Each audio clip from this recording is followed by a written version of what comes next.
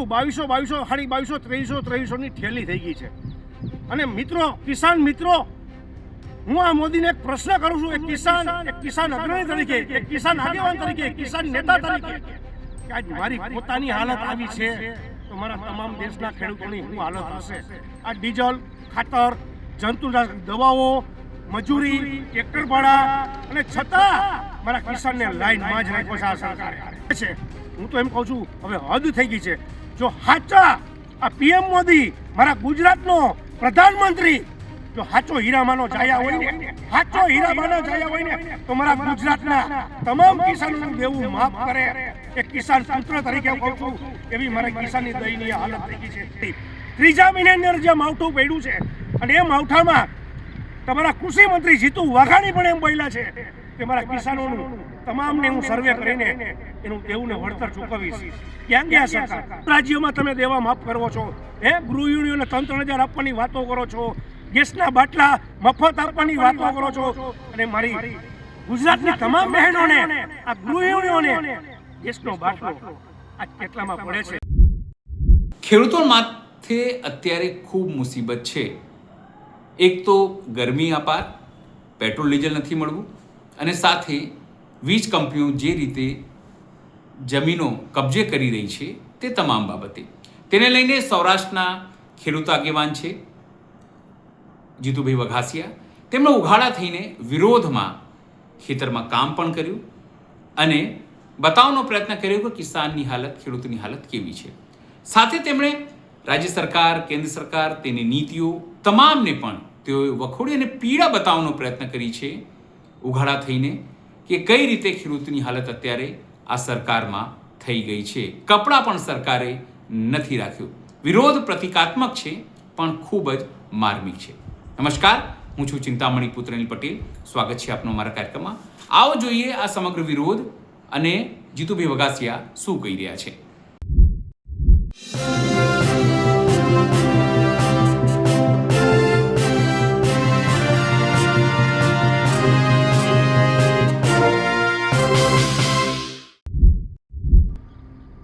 જય જવાન, જય કિસાન, જય જગતાજ મારા મિત્રો.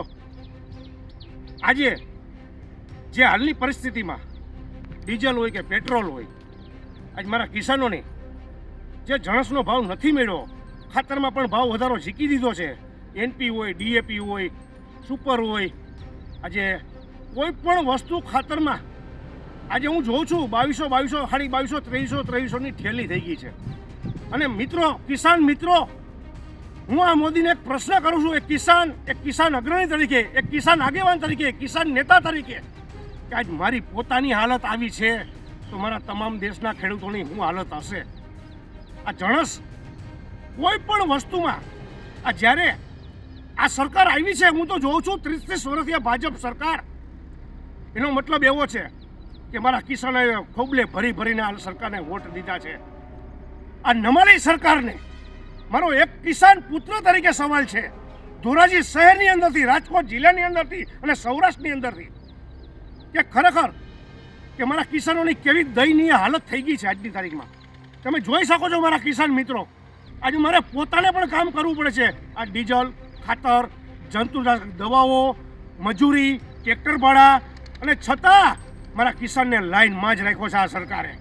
મારી નમ્ર અપીલ છે મારા કિસાન મિત્રો, ખરેખર જો મોદીને માફ કરવું જ હોય તો મારા આખા ગુજરાતનું, મારા સૌરાષ્ટ્રનું, મારા રાજકોટ જિલ્લાનું અને મારા તાલુકાનું ધોરાજીનું અને દેવું માફ કરવું જ જોઈએ.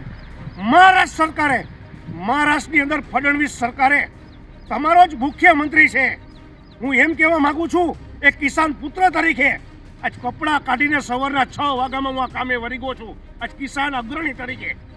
અને જોઈ શકો છો મારા કિસાન મિત્રો, તો મહારાષ્ટ્રની અંદર આ 2016 પછી 4 વખત મારા કિસાનોના દેવા માફ થયા છે. તેલંગાણા રાજ્યની અંદર કિસાનોનું 1 લાખ ઉપર દેવું માફ કર્યું છે. આજે હું જોઉં છું મિત્રો, જ્યાં લોકો ચૂંટણી લડે છે, હું તો એમ કહું છું હવે હદ થઈ ગઈ છે. જો સાચા આ પીએમ મોદી, મારા ગુજરાતનો પ્રધાનમંત્રી, જો સાચો હીરામાનો જાયા હોય ને, તો મારા ગુજરાતના તમામ કિસાનોનું દેવું માફ કરે. એક કિસાન પુત્ર તરીકે કહું છું, એવી મારા કિસાનની દયનીય હાલત થઈ ગઈ છે. તમામ જણસના ભાવ આજ માર્કેટની અંદર આજ વેપારીઓ એવું ઈચ્છી રહ્યા છે આજની તારીખમાં કે જેને સીમનો શેઢો નથી જોયો, જેને દાંતરડી નથી જોઈ, જેને પાણીનું નાકું નથી વાર્યું, ફલાણા એન્ડ કંપની, આ શું ચાલી રહ્યું છે આ દેશને, આ ગુજરાતની અંદર, સૌરાષ્ટ્રની અંદર, અને એ કરોડોમાં રોટે છે અને મારો કિસાન ત્યાંનો ત્યાં છે. આવી મારા કિસાનોની દયનીય હાલત થઈ ગઈ છે. કોરોના કાળમાં પણ હું આજ મોદી સરકારને, ભૂપેન્દ્ર પટેલને કહેવા માંગુ છું કે મારા કિસાનોએ ઘઉં હોય, બાજરો હોય, ક્યારે 500ના 550 નથી લીધા. આ મારા કિસાનોની નેક ઇન્સાનથી આ કિસાન પુત્ર, કિસાન અગ્રણી, કિસાન નેતા પણ વાત કરી રહ્યો છે. આજ 6 વાગ્યાનો હું કામે વર્ગી ગયો છું, મારે ખુદને પણ પોતાને કામ કરવું પડે છે. આવી મારા કિસાનોની દયનીય હાલત થઈ ગઈ છે. અને એક મારી નમ્ર અપીલ છે આ સરકારને, ગુજરાત સરકારને, ક્યાં ગયા તમારા કૃષિ મંત્રી?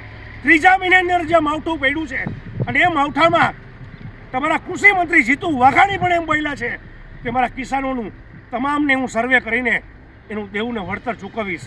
ક્યાં ગયા સરકાર? મહારાષ્ટ્ર હોય, તેલંગાણા રાજ્ય હોય, પંજાબ હોય, પશ્ચિમ બંગાળ હોય, તામિલનાડુ હોય, તમામ રાજ્યોમાં તમે દેવા માફ કરો છો. ગૃહ યુનિયનને 3,000 આપવાની વાતો કરો છો, ગેસના બાટલા મફત આપવાની વાતો કરો છો. અને મારી ગુજરાતની તમામ બહેનોને, આ ગૃહિણીઓને ગેસનો બાટલો આજ કેટલામાં પડે છે? પેટ્રોલ ડીઝલની અંદર તમે જોઈ રહ્યા છો મારા કિસાન મિત્રો, પેટ્રોલ ડીઝલની અંદર પણ 3 વખત ભાવ વધારીને અને ખેડૂતોને લાઇનમાં રાખ્યો છે.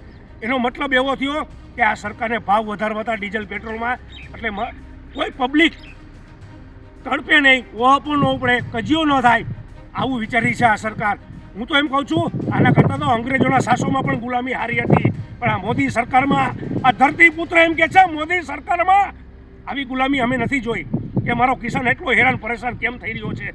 જય જવાન, જય કિસાન, જય જગતાજ મારા મિત્રો. જીતુભાઈ વઘાસિયાની વાત સાંભળીને આપને શું લાગે છે? જરૂરથી અમારા કોમેન્ટ બોક્સમાં કોમેન્ટ કરજો. એ સિવાય અમારી યુટ્યુબ ચેનલ લાઈક કરો, સબસ્ક્રાઇબ કરો, બેલ આઇકન દબાવો. સાથે અમારી વેબસાઇટ છે www.gujaratpress.in, ત્યાં પણ તમે બધું અપડેટ થઈ શકો છો. અમારું ઇન્સ્ટા અને ફેસબુક પેજ પણ છે, ત્યાં પણ જઈને તમે અમને ફોલો કરી શકો છો અને કરો, એવી અમારી અપીલ છે.